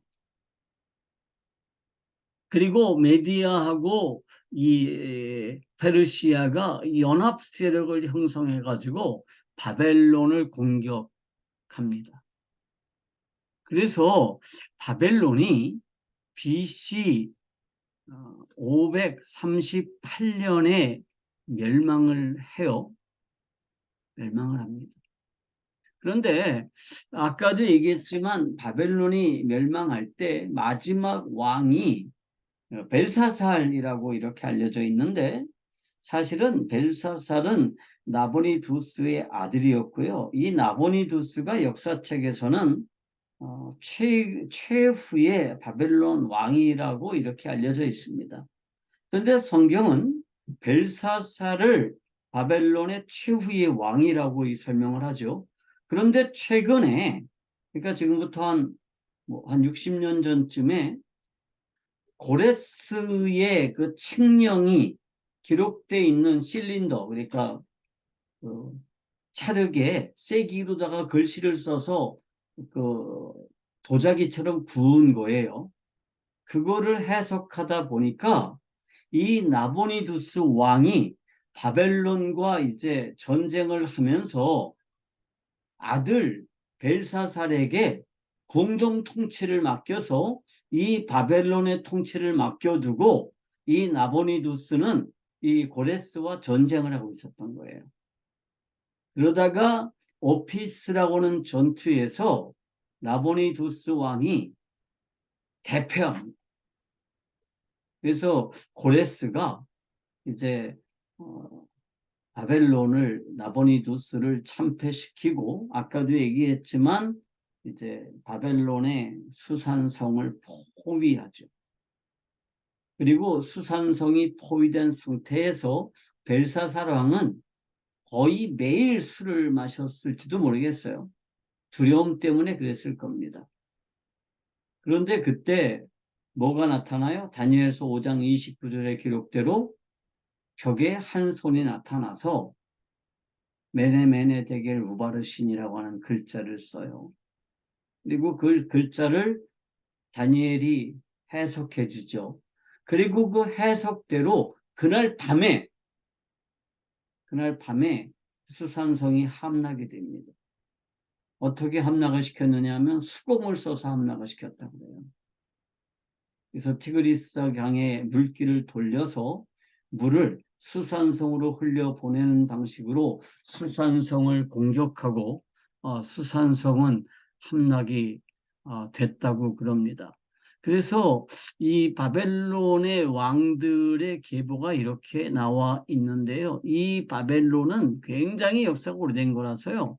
구바벨론이 있고 뭐 제3왕조, 4왕조가 있고 5왕조가 있고 그리고 이제 나보폴리살에 의해서 신바벨론이 세워졌고요. 나보폴리살 다음에 느부갓네살, 그 다음에 에월무로닥, 그 다음에 그 느부갓네살의 사위하고 딸하고 결혼해가지고 그 네르갈사라셀이라고 하는 사람이 이제 왕위에 올랐고요. 그 아들이 마루둑이라고 하는 사람이 왕위에 올랐고요. 그 다음에 이제 느부갓네살의 사위, 그러니까 외손자죠. 느부갓네살의 외손자인 나보니두스가 왕이 되고 나보니두스의 아들인 벨사살이 이제 바벨론의 마지막 왕이 되겠습니다. 그런데요,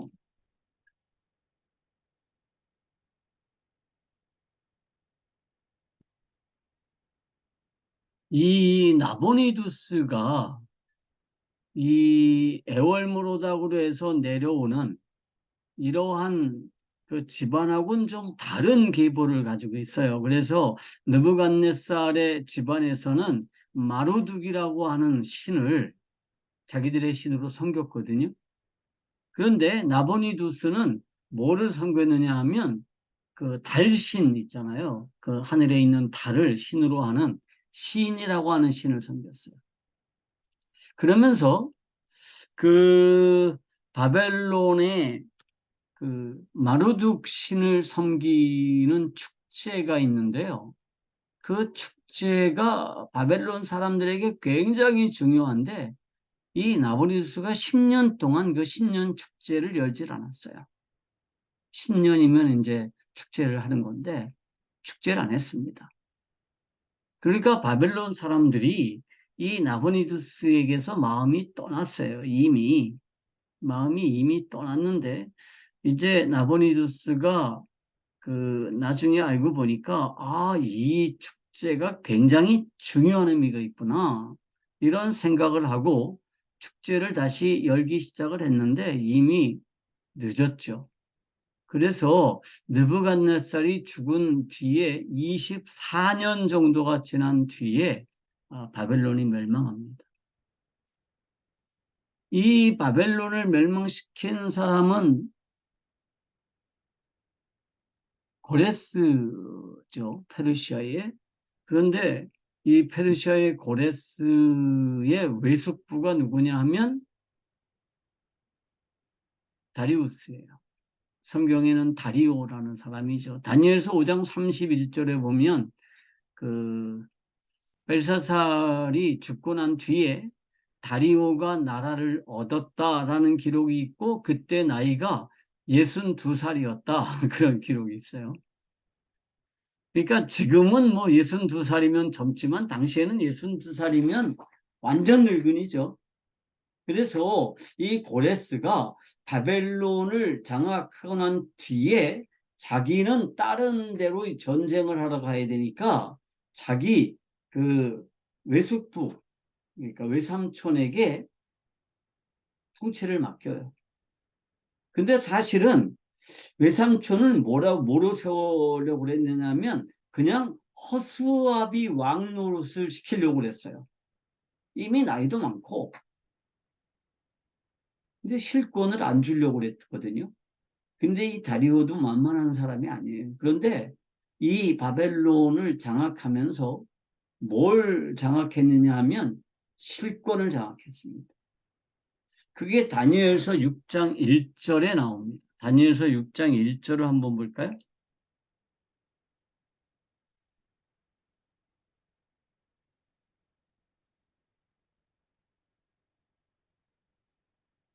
다니엘서 6장 1절입니다. 다리오가 자기 뜻대로 고관 120명을 세워 전국을 통치하게 하고 그들 위에 총리 셋을 두었으니 다니엘이 그 중에 하나라.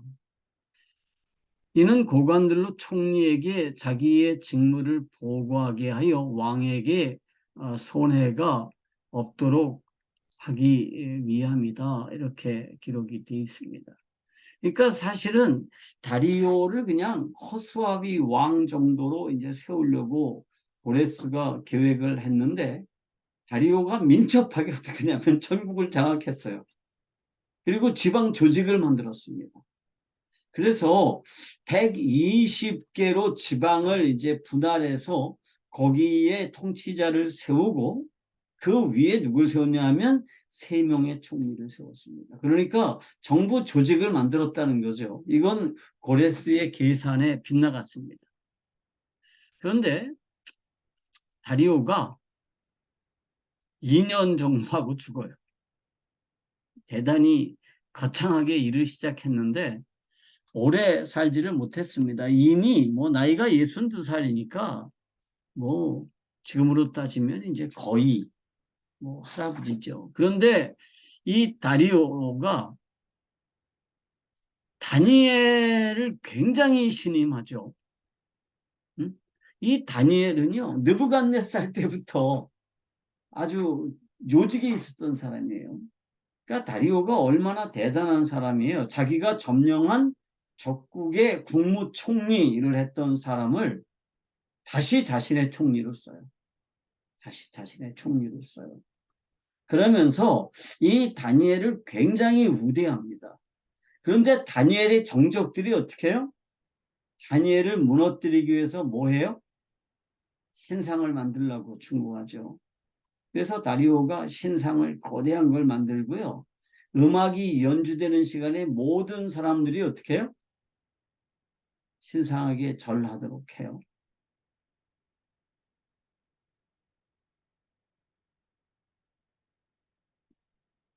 다니엘서 6장 3절부터 한번 볼까요? 제가 지금 뭔가가 조금 헷갈린 것 같습니다.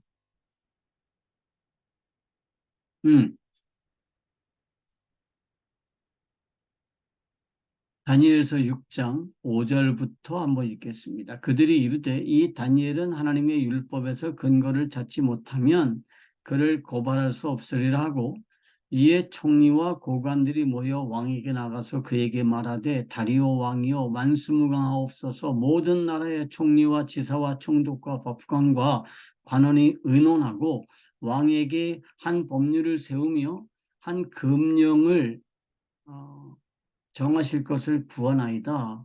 왕이여 이것은 곧 이제부터 30일 동안에 누구든지 왕 외에 어떤 신에게나 사람에게 무엇을 구하면 사자굴에 던져 놓기로 한 것이니이다. 그런즉 왕이여 원하건대 금령을 세우시고 그 조서에 왕의 도장을 찍어 메대와 바사에 고치지 아니하는 규례를 따라 그것을 다시 고치지 못하게 하옵소서 하매 이에 다리오 왕이 조서에 왕의 도장을 찍어 금령을 내니라.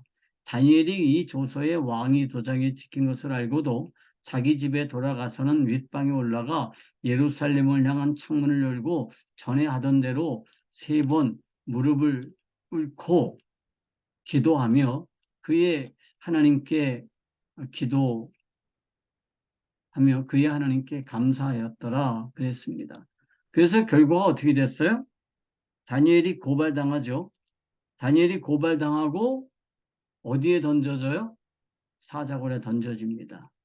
그런데 사자굴 속에서 여호와 하나님이 다니엘을 구해주죠. 그러면서 다리오가 이제 정말 이 다니엘을 신임하죠. 그리고 다니엘을 아주 굳세게 믿습니다. 다리오하고 고레스의 관계는 제가 여기 간단하게 요약을 해서 정리를 했으니까 나중에 PPT를 보시면서 참조를 하면 될 것 같아요. 다리오가 죽고요. 고레스가 이제 진짜 이제 왕으로 등극을 해요. 그러니까 고레스가 다리오 왕을 왕으로 세워놓고 자기는 왕이 아니었어요. 그런데 이제 다리오가 죽자 왕으로 이제 즉위를 합니다. 그리고 그때부터 페르시아 특유의 굉장한 정책들이 나와요. 아시리아는요, 굉장히 잔인한 정권이었습니다. 그래서 모든 나라들을 지배하고 약탈하고 사람을 죽이고 그 다음에 포로로 끌고 가서 혼혈을 만들고 노예로 팔아먹고 그랬어요. 바벨론은요, 어떻게 했냐면 전 세계 인종들을 바벨론으로 포로로 끌고 왔는데 뛰어난 인재들을 포로로 끌고 와가지고요. 그 민족들이 각자 자기들의 공동체를 이루어서 자기들의 종교와 문화 이런 것들을 지키며 살도록 하고요. 그 중에서 뛰어난 사람들을 바벨론 중앙정부에 고용했습니다. 그게 바벨론의 정책이었어요. 그래서 바벨론의 모든 나라의 고관들이 그 바벨론의 중앙 정부에 있기 때문에 반란이 일어날 수가 없었어요. 그런데 페르시아가 고레스가 왕이 되고 보니까 자금이 엄청 필요했어요. 그래서 고레스의 관심은 어디 있었느냐 하면 세금을 어떻게 하면 많이 거둘 수 있느냐는 거예요. 어? 그래서 그 페르시아, 그 바벨론 땅에 끌려와 있었던 모든 민족들에게 고향으로 돌아가라. 이런 명령을 내립니다. 왜냐하면 페르시아 내의 모든 지방들이 활성화되면 어떻게 될까요? 세금이 많아지겠죠. 이래서 우리나라도 그런 거죠. 지금 서울하고 수도권만 굉장히 발전하고 지방은 쇠퇴한단 말이에요. 그래서 균형발전론 이런 거 많이 들고 나오잖아요. 왜 균형발전론 들고 나올까요? 균형발전을 해야 뭐 국민들이 다 골고루 잘 사니까?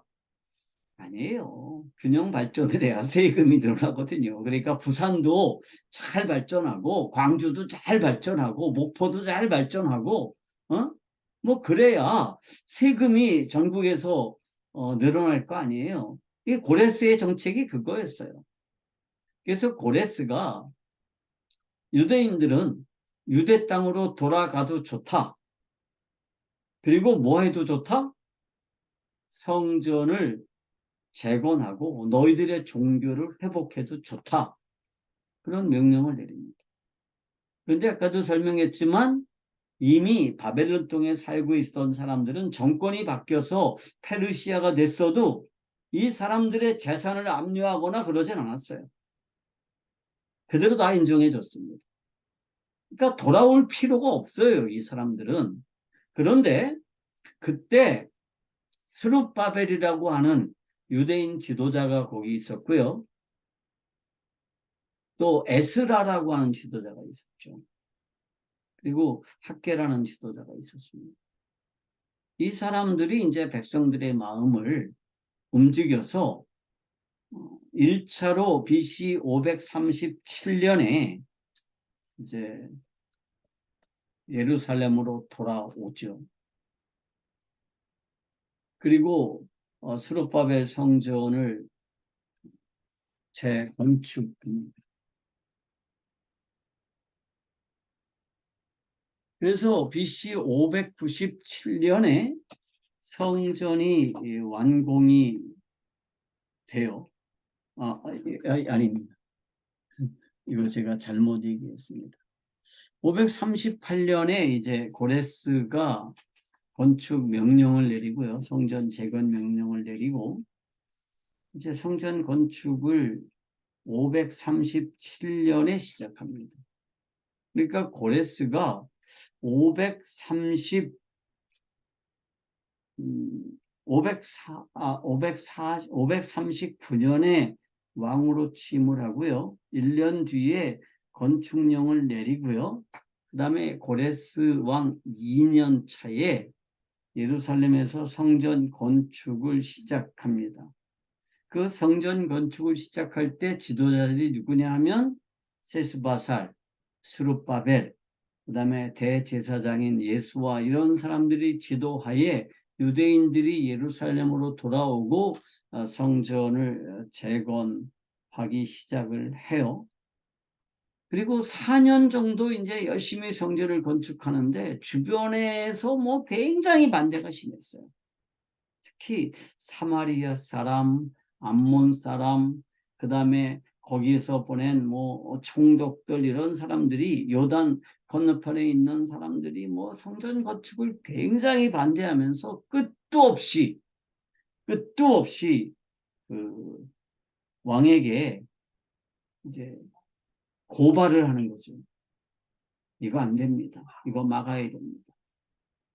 그래가지고 성전 건축이 중단됩니다. 고레스 왕 4년 때예요. 2년에 시작해가지고 고레스 왕 4년에 중단이 됐습니다. 그리고 15년 동안 성전 건축이 중단되어 있었어요. 그러면 성전을 짓다가 말았는데 15년 동안 중단이 되면 어떻게 될까요? 그대로 남아 있었을까요? 아니요. 다시 회파됐겠죠. 그리고 사람들은 종교 생활에 관심이 없어졌습니다. 괜히 왔다. 이게 뭐 하는 짓이냐? 응? 그냥 차라리 원래 우리가 살던 곳에서 70년을 넘게 거기서 살았으니까요. 몇 세대를 이어간 거예요? 적어도 3세대를 이어왔잖아요. 그러니까 거기가 고향인 거죠. 대부분 어디서 태어났어요? 그 바벨론 땅에서 태어난 사람들이란 말이에요. 그리고 할아버지와 아버지가 고생한 덕분에 거기서 편하게 살 수 있었는데 여호와 하나님을 섬기겠다라고 예루살렘으로 왔는데 여기 오니까 어떻게 됐죠? 먹을 것도 없어요. 그리고 고생만 죽도록 하는 거예요. 성전 짓는다고. 그런데 이제 왕이 성전 공사를 중단시켜요. 그래서 이 사람들이 그때부터 15년 동안 모든 종교적인 열정이 다 식어버렸어요. 그리고 이제 자기들 먹고 사는 일에 굉장히 바빴고요. 다시 거기서 뭐를 했어요? 자기 집을 이제 짓기 시작을 했죠. 그럴 때 누가 나타나요?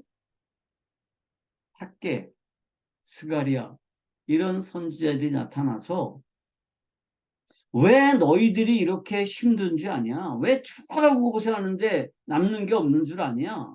응? 하나님을 섬기지 않기 때문이다. 응?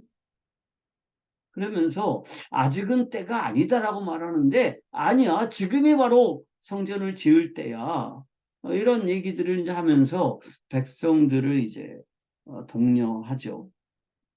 그리고 이 고레스가 죽고 다리오라는 사람이 그 다리오는 처음에 고레스의 외삼촌 다리오가 아니에요.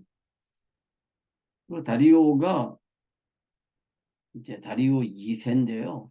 이 다리오 2년 때인 BC 520년, 그러니까 536년에 성전 건축이 중단되고 525년에 재개됐습니다.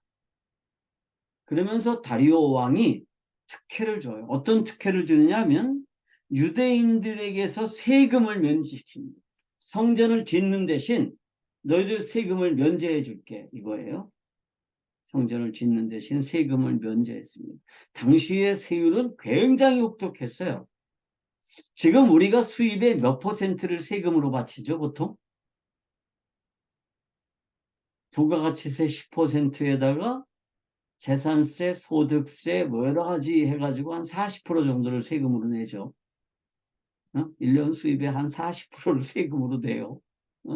굉장히 많이 내는 건데, 당시 사람들은 대체로 농사꾼이고 장사꾼이었는데 1년에 60% 정도를 세금으로 뜯어갔어요. 근데 이 세금을 면제시켜 주겠다는 거예요. 그래서 유대인들은 굉장한 특권을 받았습니다. 그러면서 이제 성전을 짓도록 독려하죠. 그리고 성전 건축에 필요한 경비를 국고에서 지원을 했습니다.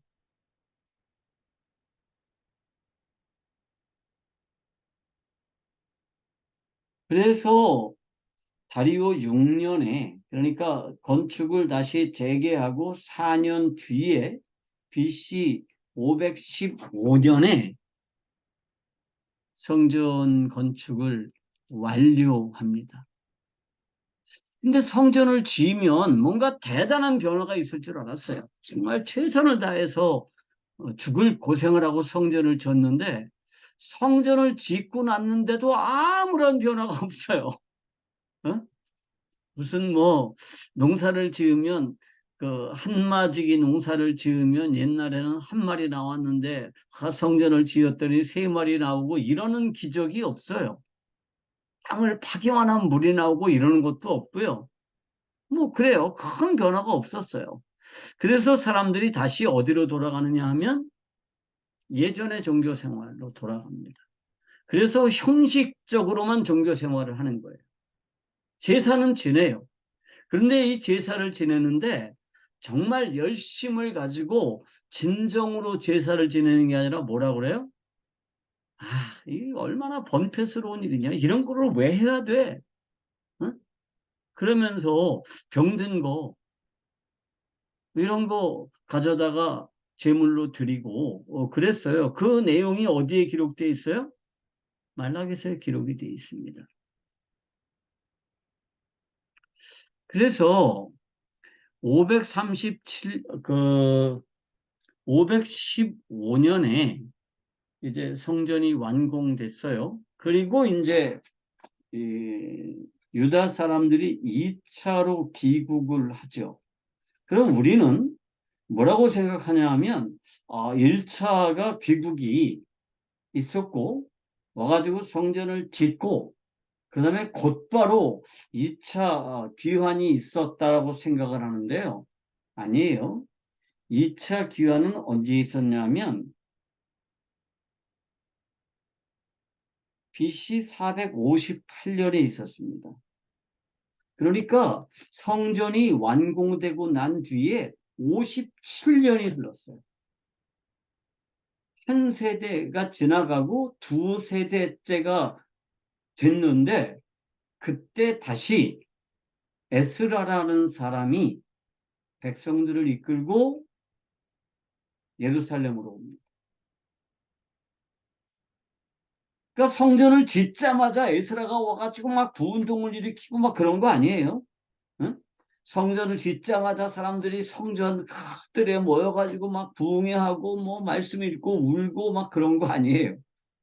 그러니까 에스라의 부흥 운동은 스룹바벨 성전이 완공되고 난 뒤에 57년 후의 일입니다. 57년 후에 이제 그 에스라의 부흥 운동이 일어나요. 그리고 나서 부흥운동을 일으킬 때 부흥운동의 핵심은 뭐냐 하면 이스라엘의 정체성 회복입니다. 그 당시에 사람들이 그 유다 땅으로 돌아와서 조그맣게 이제 왕국처럼 이루고 살면서 거기 있는 원주민들하고 동화 정책을 폈습니다.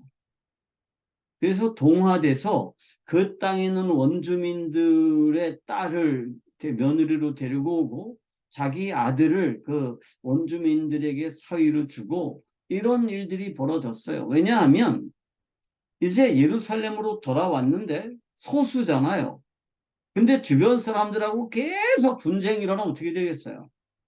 농사 지을 틈도 없고 장사를 할 시간도 없고 계속 그 생존을 위한 싸움에만 몰두해야 되잖아요. 그러니까 이럴 게 아니다. 주변 사람들하고 평화 정책을 써야 된다. 그랬습니다. 그래서 이제 그 사람들과 동화됐는데 에스라가 돌아오면서 뭐라 그러냐면 우리가 여기 왜 돌아왔냐? 여호와 하나님의 백성으로서의 정체성을 지키기 위해서 왔다. 지키기 위해서 왔다. 그러니까 제사를 회복하고 이스라엘 백성으로서 유다 민족으로서 정체성을 회복해야 된다. 하나님의 백성으로서 율법에 따라서 살아야 된다. 이런 이제 부흥운동을 시작해요. 그래서 이제 유대인 남자들이 뭐 해요? 이방인 부인들과 이혼하죠. 그리고 내보내요. 얼마나 주변하고 이게 분쟁이 시끄러웠겠어요. 응?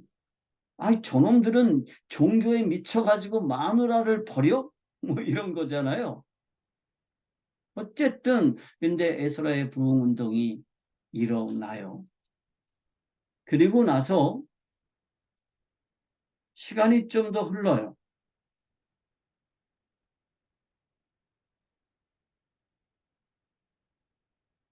한 13년 정도 시간이 지난 뒤에 BC 445년에 느헤미야가 다시 그 땅으로 오죠.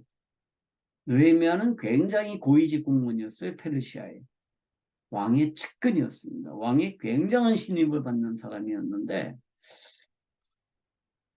들어보니까 예루살렘 성전이 다 개판이 됐고 뭐 예루살렘 성은 다 무너졌고 거기 남아있는 동족들은 다 뿔뿔이 흩어지고 종교적인 열정은 다 식었고 막 이런 얘기들이 들려오는 거예요.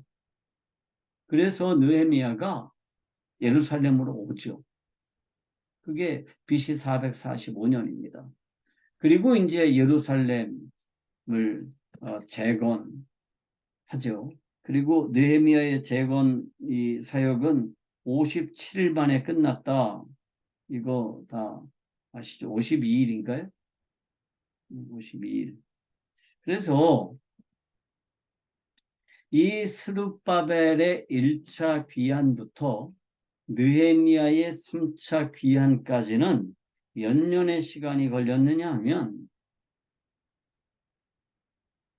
92년이 걸렸습니다. 그러니까 이스라엘 백성들이 무슨 뭐 1차 선발대가 뭐 출발하고 한 3달 준비해가지고 3차 선발대가 출발하고 또 뭐 서너 달 준비해가지고 4차 선발대가 출발하고 그런 게 아니라요. 1차부터 3차까지 95년이 걸렸어요. 95년이. 근데 이것도 보통 일이 아니죠. 유대 사람들은요. 일단 모여야 될 거 아니에요.